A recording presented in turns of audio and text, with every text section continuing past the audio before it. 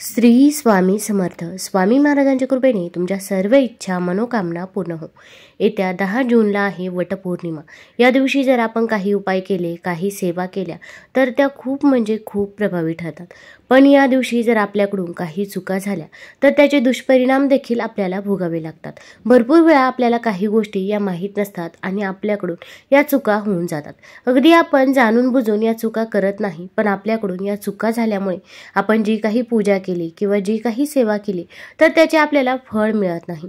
उलट आपल्याला दुष्परिणामच हे बघायला मिळते. मग आपण म्हणतो की मी पूजा केली, सेवा केली, तरी पण मला त्याचे फळ का मिळाले नाही. मग या वटपौर्णिमेच्या दिवशी अशा काही चुका आहे की ज्या चुकूनही करायच्या नाही. याच्याबद्दलची माहिती मी आज तुम्हाला या व्हिडिओमधून देणार आहे. तत्पूर्वी तुम्ही चॅनलवरती नवीन असाल तर चॅनल लाईक करा व सबस्क्राईब देखील करा. कमेंटमध्ये श्री स्वामी समर्थ किंवा ओम महालक्ष्मी नमः लिहायला विसरू नका. सावित्रीने आपला पती सत्यवानाचे प्राण यमाकडून परत आणले होते. तो दिवस होता ज्येष्ठ मासातील पौर्णिमेचा. त्यामुळे या दिवशी वटपौर्णिमेचा सण साजरा केला जातो. विवाहित स्त्रिया आपल्या पतीच्या दीर्घायुष्यासाठी वटपौर्णिमेच्या दिवशी वडाच्या झाडाची पूजा करतात आणि निर्जल व्रत देखील ठेवतात. या दिवशी व्रत करण्याला अत्यंत महत्त्व आहे.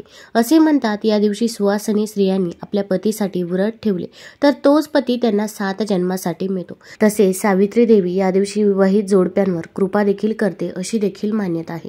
जी पण महिला या दिवशी उपवास करते तर तिच्या घरामध्ये सुख शांती समृद्धी प्राप्त होत असते.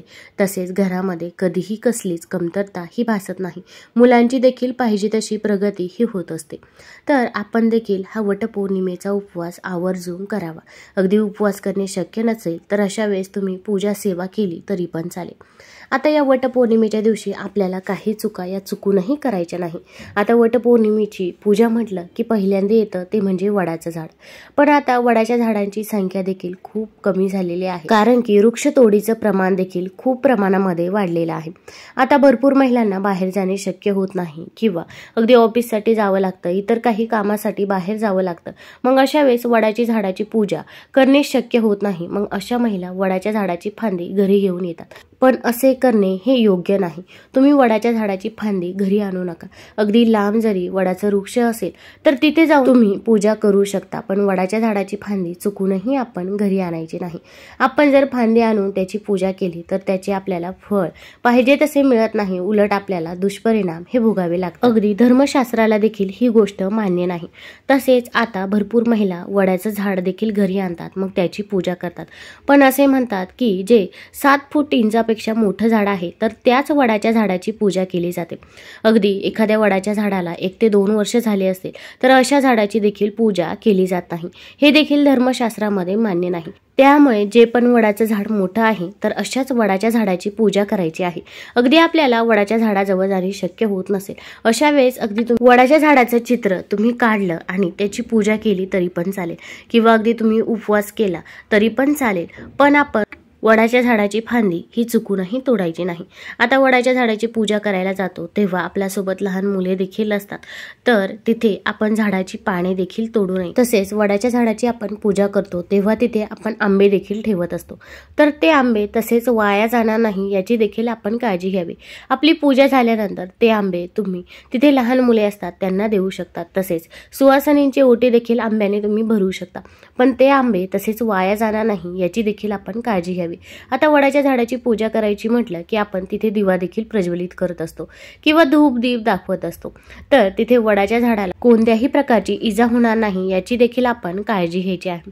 आता आपण सावित्री देवीची ओटी भरत असतो. ओटीमध्ये आपण साहित्य देखील ठेवत असतो. मग बांगड्या असतील किंवा अगदी 16 शृंगाराचं साहित्य देखील ठेवलं जातं. पण आपण जेव्हा साहित्य ठेवत असतो तेव्हा आपण मोठ्या आकाराचं साहित्य ठेवायचं आहे, जेणेकरून एखादी महिला ते साहित्य वापरू शकेल. मग बांगड्या असतात तर त्या तुम्ही शक्यतो तरी मोठ्या घ्याव्या. अगदी 2 बांगड्या असल्या तरी पण चालेल, पण मोठ्या बांगड्या असल्या तर ते एखाद्या महिलेला तरी उपयोगी पडतं, नाहीतर ते साहित्य तसंच तिथे पडून राहतं. तसेच तिथे सावित्री देवीची ओटी भरल्यानंतर ते साहित्य तुम्ही अगदी एखाद्या महिलेला दिलं तरी पण चालेल. अगदी तुम्हाला 5 सुवासिनींची ओटी भरणे शक्य असेल तर आवर्जून तिथे ओटी भरावी. यामुळे आपल्या घरामध्ये सुख शांती समृद्धी येत असते. तसेच आपल्या घरामधील दुःख दारिद्र्य हे दूर होते. माता सावित्रीचा आपल्याला आशीर्वाद हा प्राप्त होतो. तसेच वटपौर्णिमेच्या दिवशी आपण 16 शृंगार करूनच मग पूजा करायची आहे. अगदी 16 शृंगार करणे शक्य नसेल तर कमीत कमी हातामध्ये बांगडी, कपाळाला टिकली, पायामध्ये जोडवी, पायामध्ये पैंजण या गोष्टी तर आपल्याकडे पाहिजेच. गळ्यामध्ये मंगळसूत्र अशा काही वस्तू आपण आवर्जून धारण करायच्या आहे. अगदी हात मोकळा आपण या दिवशी ठेवायचा नाही.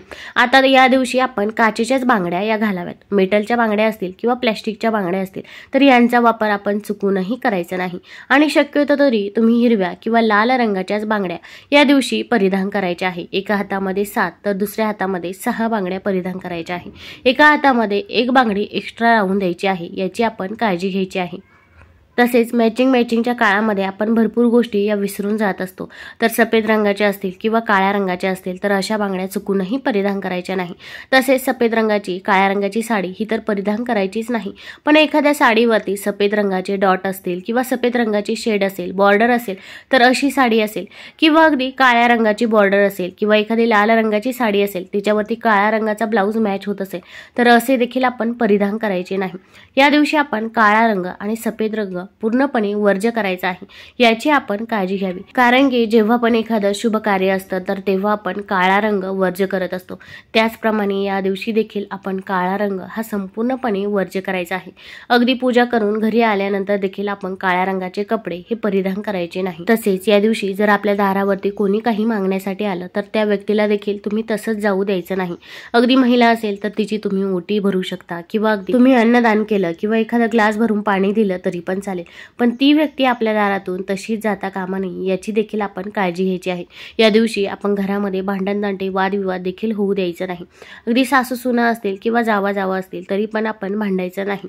कारण की आपण जर भांडणं केले तर आपल्याच घरामध्ये नकारात्मकता ही पसरत असते आणि त्यानंतर आपण जी काही पूजा करतो, सेवा करतो तर त्या पूजेमध्ये आपले लक्ष लागत नाही. तसेच वडाच्या झाडाची पूजा करतो तेव्हा आपण त्याला दोरा गुंडाळत असतो. तर दोरा गुंडाळत असताना आपण त्याला गाठ चुकूनही मारायची नाही. अगदी अगोदरचे दोरे असतील तर त्यामध्ये आपण अडकून द्यायचं आहे, पण त्याला गाठ मारायची नाही. अगदी असे म्हणतात की आपण जेवढा दोरा आणलेला आहे तर तेवढा दोरा हा तिथेच ठेवून यावा, तो परत घरी घेऊन येऊ नये. तो दोरा आपल्याला तिथेच अडकून द्यायचा आहे. तसेच सुतक असताना आपण वटपौर्णिमेची पूजा करायची नाही किंवा मासिक धर्म असेल तर या काळामध्ये देखील आपण वटपौर्णिमेची पूजा करू नये. आता गर्भवती महिला असेल तर त्यांनी देखील वटपौर्णिमेची पूजा ही 6 महिन्यानंतर करू नये असे म्हणतात. असे खरं तर कोणत्याही शास्त्रामध्ये लिहिलेलं नाही. पण आपण वटपौर्णिमेची पूजा अगदी तुम्ही गर्भवती असाल तर अगदी आपल्या पतीचे औक्षण फक्त घरी केले तरी पण चालेल. पण आपल्या शरीराला कोणतीही इजा होणार नाही किंवा कोणताही त्रास होणार नाही अशाच पद्धतीने आपण उपवास करायचा आहे किंवा पूजा करायची आहे. तसेच काही महिला म्हणतात की सुतक असेल किंवा मासिक धर्म असेल तर त्या काळामध्ये पूजा केली तर काय अडचण आहे. पण आपल्याच मनामध्ये नकारात्मकता असते आणि त्यानंतर आपण जी काही पूजा करतो तर त्या पूजेमध्ये आपले लक्ष देखील लागत नाही आणि आपल्याला पूजेचे फळ देखील मिळत नाही. आता वटपौर्णिमेच्या दिवशी आपल्याला उपवास असतोच, पण अगोदरच्या दिवशी देखील आपण तामसिक आहाराचं सेवन हे चुकूनही करायचं नाही.